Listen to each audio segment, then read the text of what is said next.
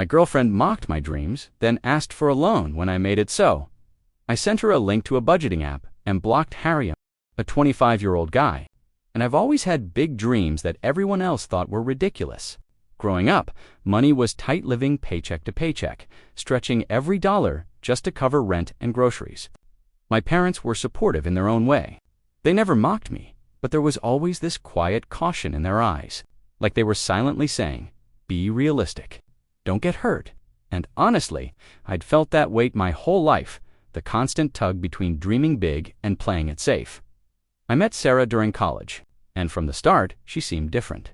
Charming, warm, the kind of person who smiled when you talked about ideas that made other people roll their eyes. I remember the first time I pitched my plan to start a small tech project, a website. A mobile app, something I thought could actually grow into a business. She laughed, but it wasn't mean-spirited. She tilted her head and said, "Okay, that's actually kind of cute. You and your big plans." For a moment, I felt seen. I'd been used to people shrugging, nodding politely, or outright saying, "That'll never work." Still, the teasing was there, soft but constant. Why aim so high? She'd ask over coffee, sipping her latte like it was just casual banter. I would chuckle, shrug it off, telling myself she didn't mean it the way it sounded, and maybe she didn't. At first, but looking back now, I can see the tiny cracks, the subtle dismissals hidden behind a smile.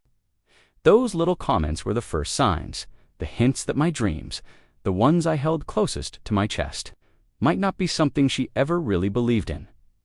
Even so, I was drawn to her. She made me feel like I could explain my wildest ideas and not be laughed at least, not openly. Every time I shared a plan, a concept, a crazy idea, I watched her face carefully, trying to gauge if she thought I was naive or brilliant. And for those first few months, I believed in her interest, in her support, but deep down, there was that tiny, nagging doubt I tried to ignore. What if someone who seemed so close could secretly see my ambitions as foolish? And worse, what if I only realized it too late? After college, I dove headfirst into my projects, juggling late-night coding sessions and freelance gigs to keep myself afloat. I was obsessed with the idea of building something that mattered, something that could finally prove that all the hours, the sleepless nights, and the mockery I'd endured weren't wasted. Sarah was there during those early days, at least in theory. She'd ask about my progress over text, smile when I shared small victories, and occasionally say, "I knew you could do it." It felt nice to have someone notice the little things. But beneath the surface, I started picking up on the cracks. Sometimes, when I'd talk about bigger goals like pitching to investors or expanding the app, she'd frown slightly and mutter, "Are you sure this is realistic?"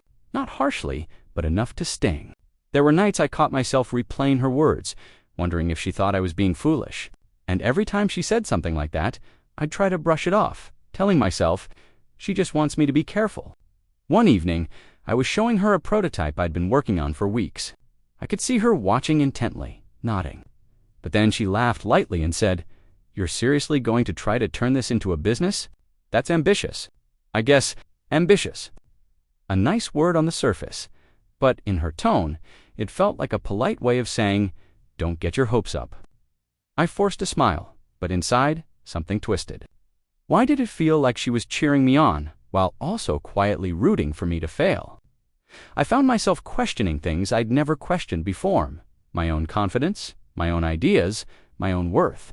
Every project felt heavier, not just because of the work itself, but because I was carrying this silent judgment with me. The girl I trusted, the one who seemed genuinely interested in my dreams, was also the one who planted these tiny seeds of doubt. And yet, I couldn't stop believing in her. I kept thinking, she just doesn't understand the scale of what I'm doing. She'll come around.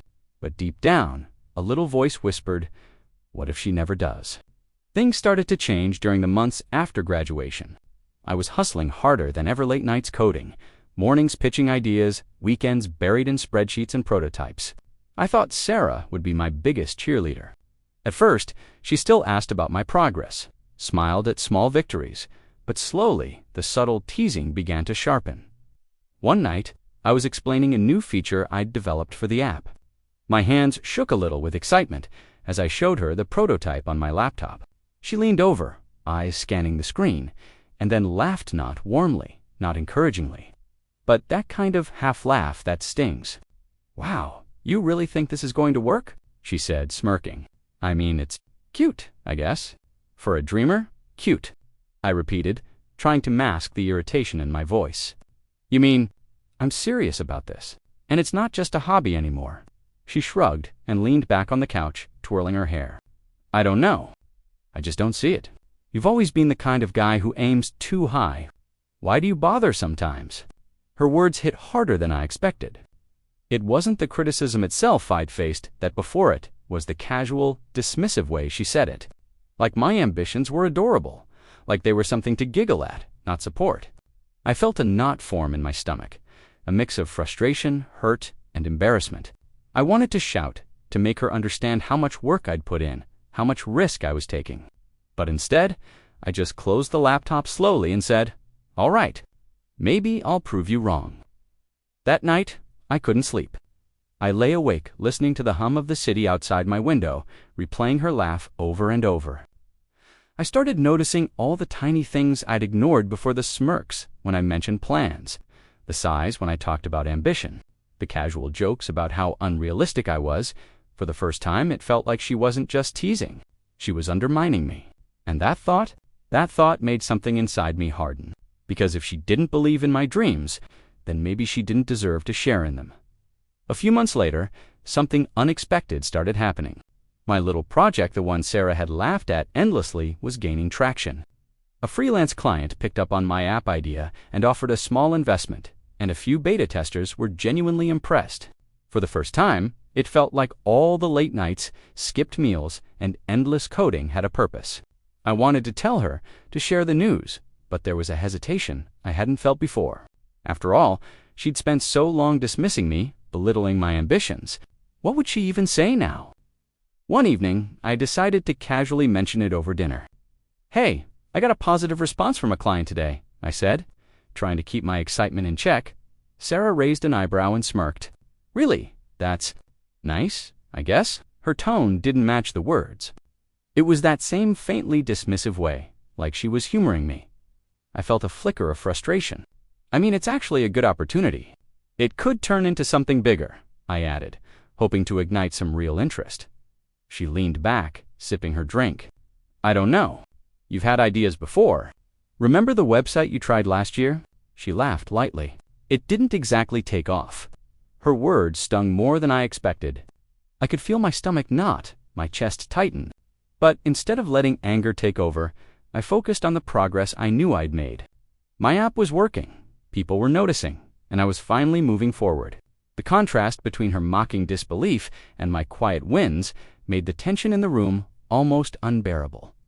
That night, I stayed up staring at the ceiling, the hum of my laptop running updates in the background.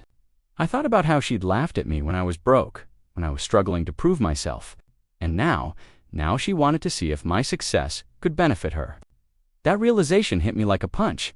I clenched my fists in the dark, thinking, if she's only going to notice now, after all the mockery, what does that make her?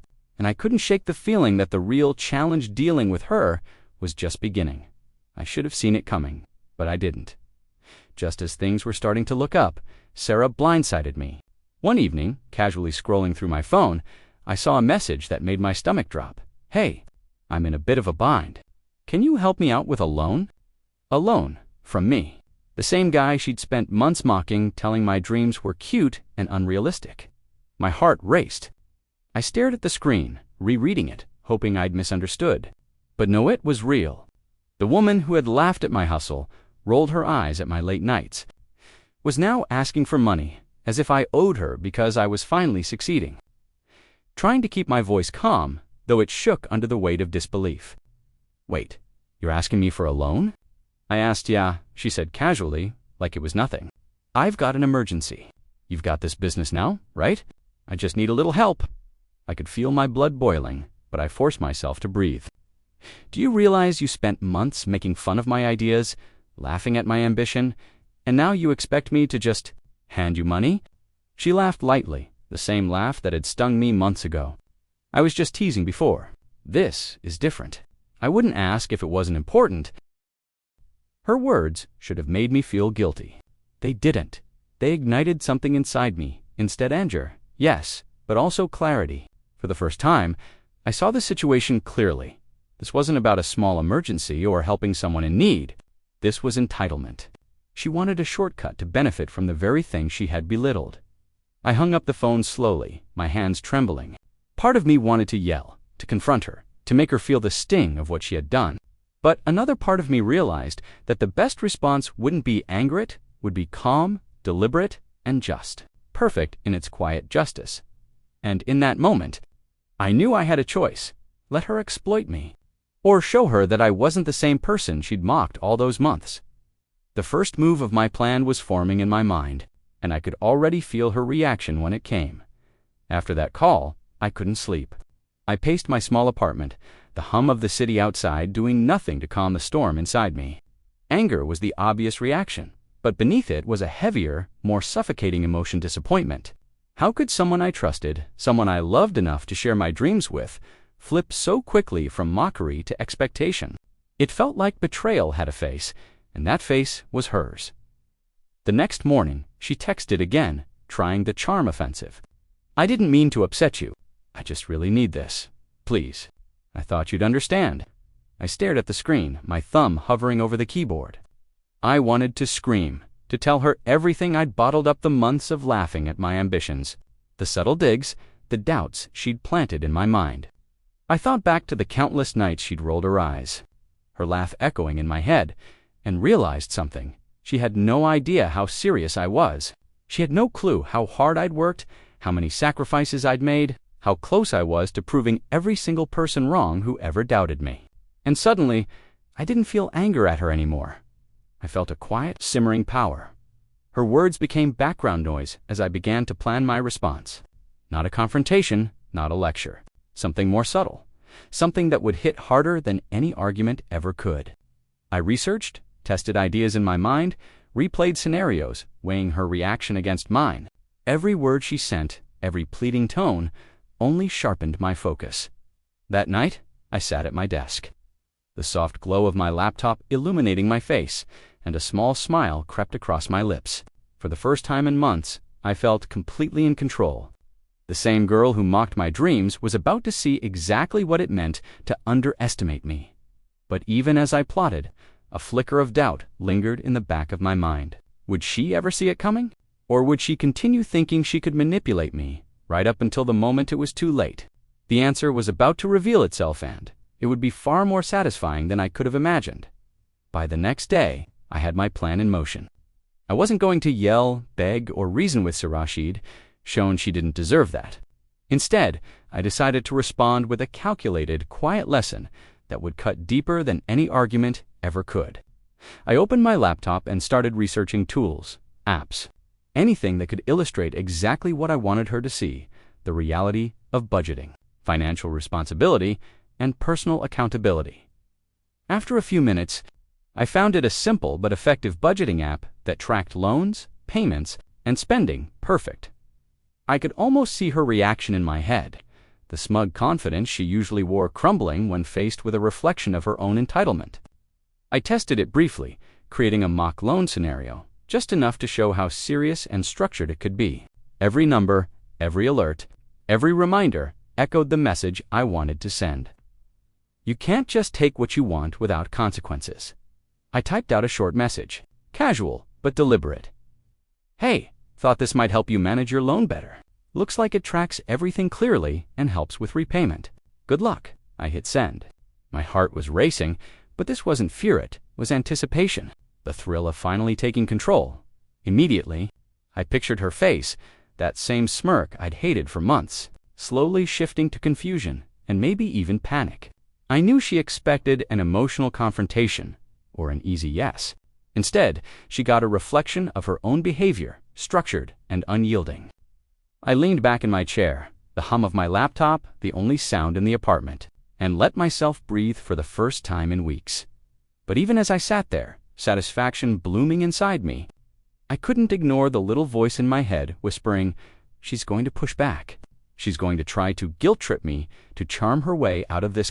And I knew that when she did, I had to stay firm. because this was the point of no return. The tension was electric. I had delivered the first move. But the real battle, the one that would define the outcome, was about to begin. A few minutes after sending the link, my phone buzzed. I stared at it, a mix of anticipation and smug satisfaction coursing through me. Her response popped up. "What is this?"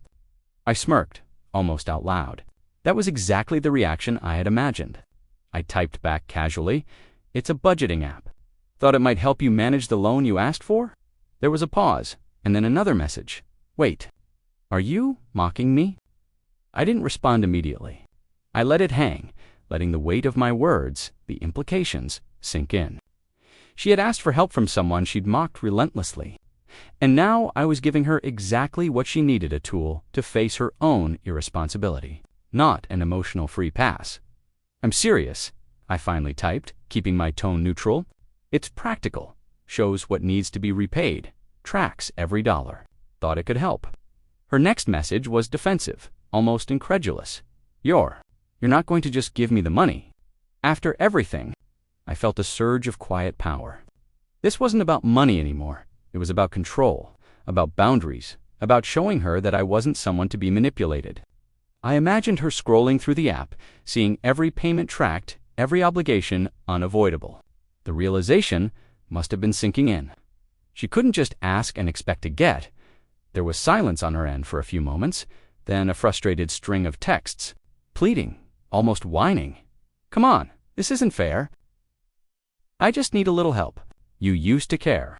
I ignored them. I knew that replying, trying to explain, would only give her leverage. The lesson had been delivered, and now it was her choice how to react. Sitting back in my chair, the apartment quiet except for the hum of my laptop, I finally allowed myself to relax. But deep down, I knew this wasn't over. Her pride, her entitlement, they wouldn't let her accept this quietly. The tension hung in the air like a storm ready to break. And I realized, with a mix of dread and satisfaction, that the moment of reckoning was coming. It didn't take long for the storm to hit. Her messages came flooding in rapid fire, frantic and full of guilt. "I can't believe you'd do this to me. After everything. I thought we were close. You've changed. I don't even know who you are anymore." Each ping made my chest tighten, but it wasn't fear. It was a strange mix of anger, disbelief, and exhaustion. I sat there, phone in hand, staring at the screen, and felt the weight of everything hit at once. All the months of being mocked, belittled, and dismissed crashed back into my mind like a tidal wave. I remembered her laughter when I talked about my app, the casual smirks, the faint sighs when I mentioned ambition.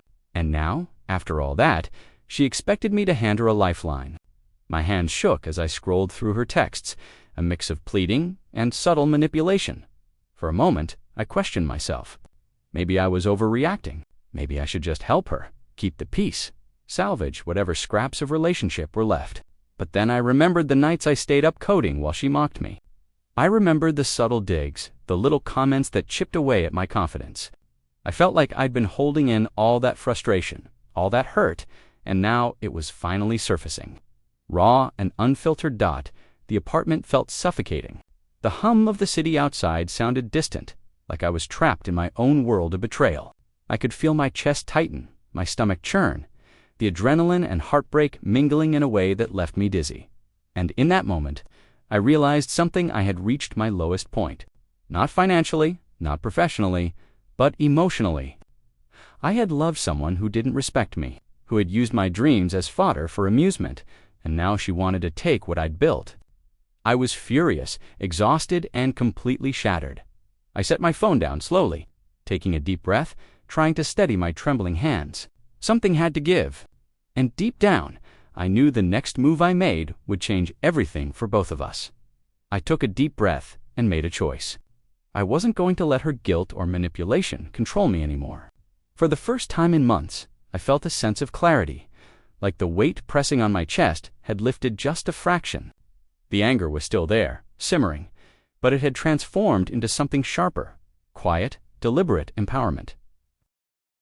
Blocked her across every platform: phone, social media, messaging apps. No explanations, no lectures, no room for debate. Just silence. I felt the tension drain out of my body almost immediately. For weeks, I had allowed her words and subtle digs to dictate my mood, my confidence, even my productivity. Now, with a single, decisive action, I reclaimed control over my life. Sitting back in my chair, I let myself really feel it. The apartment was quiet except for the soft hum of my laptop and the faint buzz of the city outside. It felt almost surreal to not be tethered to her drama, her demands, her entitled expectations. I could breathe again. I could think again. I realized how much energy I'd wasted trying to appease someone who didn't deserve it.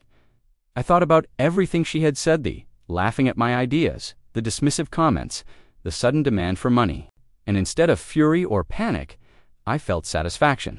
Not malicious satisfaction, but the kind that comes from standing up for yourself, setting boundaries, and refusing to let someone diminish your worth. In the quiet aftermath, I began to reflect on my progress. My app was growing, clients were impressed, and every milestone felt sweeter knowing it was achieved without her interference. I realized that her presence had been holding me back in subtle ways, and removing that influence had allowed me to move forward more freely than ever.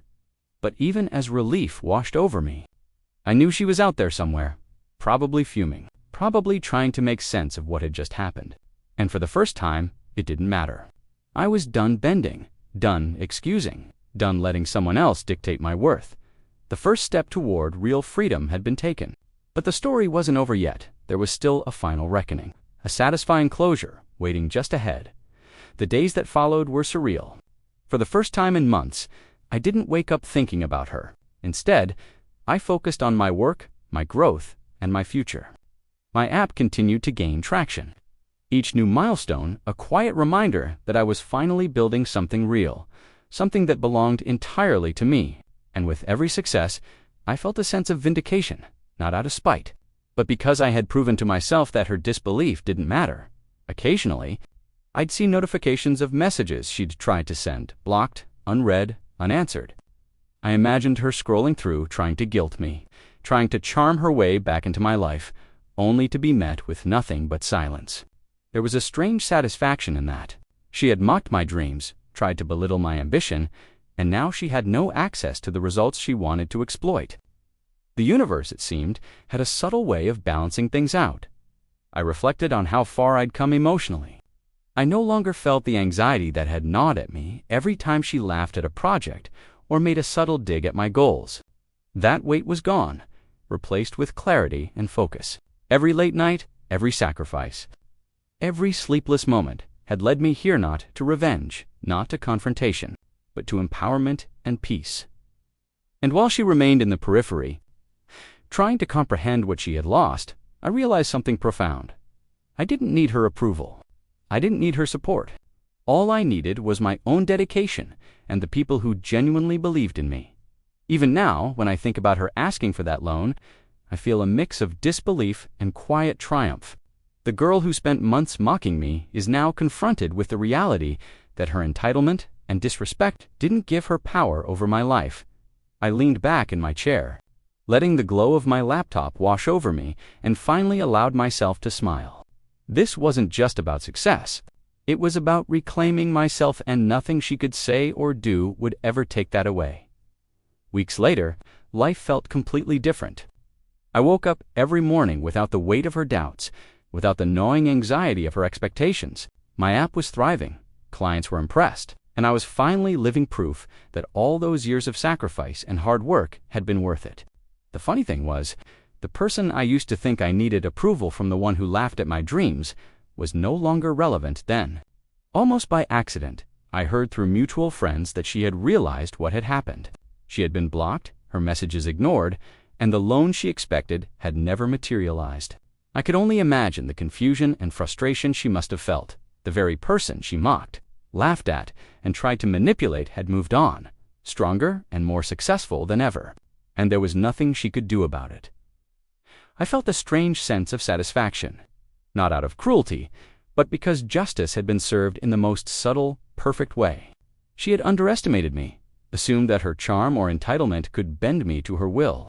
Instead, I had shown her boundaries, and the kind of quiet empowerment that hits harder than any argument. Sitting in my apartment, I looked around at my little victories, the laptop humming with updates, the growing list of clients, the notes of ideas for the next project. I realized I had built my world, my dreams, entirely on my own terms. No one could mock, manipulate, or demand anything from me again. And in that moment, I finally felt free. Free from doubt, free from manipulation, free from the shadows of people who didn't respect me. My dreams were no longer cute or unrealistic. They were real, tangible, thriving. I smiled to myself, knowing I had won in the quietest, most satisfying way possible, because sometimes the best revenge isn't shouting or confrontation. It's building a life so full and successful that the people who doubted you are left staring from the sidelines, realizing too late that they never had a stake in your story. And for me, that was more than enough.